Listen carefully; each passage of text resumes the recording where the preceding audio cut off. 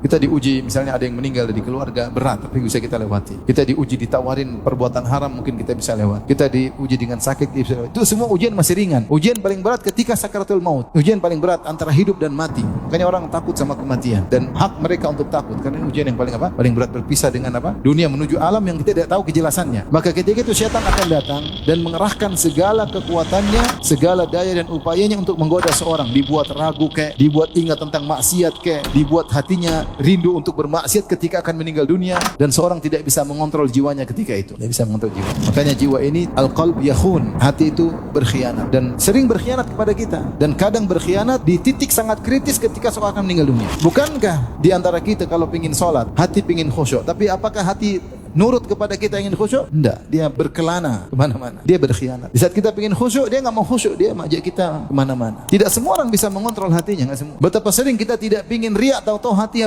riak sendiri. Betapa sering kita tidak ingin hasad, kita tahu hasad itu haram, tapi kemudian hati kita hasad dan kita biarkan. Kita tidak bisa mengontrol hati kita. Itu padahal kondisi kita sehat, nyaman. Bagaimana lagi ketika dalam kondisi sakaratul maut? Maka syaitan akan datang dengan segala upaya. Ini kesempatan dia terakhir untuk menyaksikan manusia. Terakhir, habis ini selesai. Ini orang selamat atau tidak? Maka kita tidak lihat, tapi kita tahu apa yang bergejolak dalam hati orang tersebut. Dibuat ragu, dibuat memikirkan maksiat, dibuat macam-macam. Maka di antara doa Nabi, wa'udzubika min an yatakhabbatani syaitanu 'indal maut. Ya Allah, aku berlindung kepada Engkau dari gangguan syaitan yang menggoncangku ketika aku akan meninggal dunia.